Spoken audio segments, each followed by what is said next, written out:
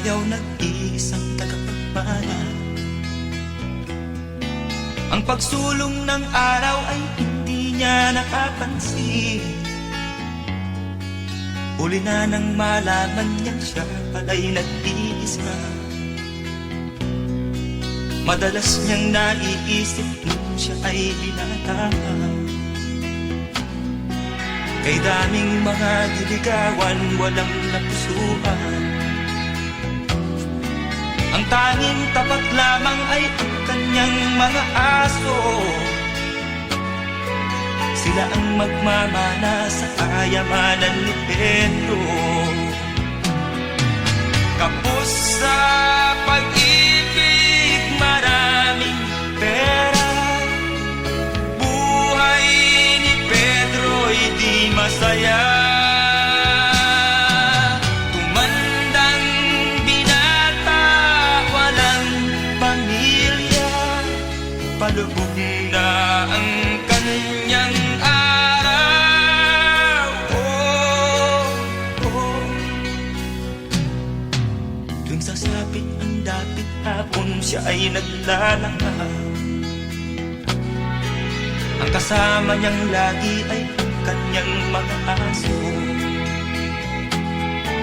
Yan na lamang ang libangan ng tumandang si Pedro.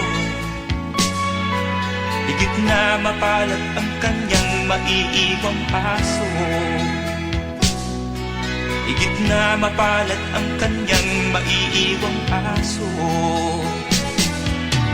Kapos sa pag-ibig, maraming pera. Buhay ni Pedro'y di masaya.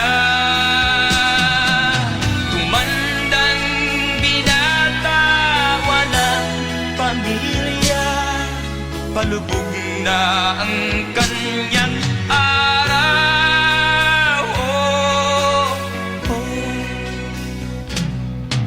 Tuwing sasapit ang dapit hapon, siya ay naglalakad. Ang kasama niyang lagi ay ang kanyang mga aso. Yan na lamang ang libangan ng tumandang si Pedro. Higit na mapalad ang kanyang maiiwang aso. Higit na mapalad ang kanyang maiiwang aso. Higit na mapalad ang kanyang maiiwang aso.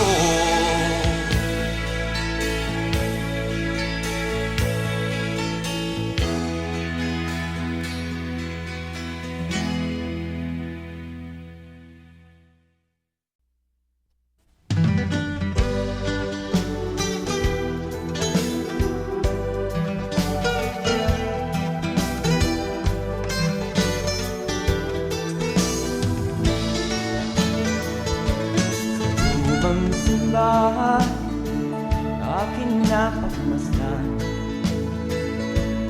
dalagat pinaan ay nagsusumpaan. Sila'y nakahon sa harap ng altar. Sa tigisan kamay may hawak na puliya. Ako'y patay na, ang pilit ko lamang. Dalawin mo giliw ang huli ng libig. At kung marinig mo ang takoy at lamig, iyao'y palimakas ng sumpaan natin. At kung marinig mo ang tugtog ng kampana sa lumang simbahan, lumalaw ka lang. Lumuhod ka, giliw sa harap ng altar, at iyong italangin ang naglaong ako'y patay na, ang hirit ko lamang. Dalawin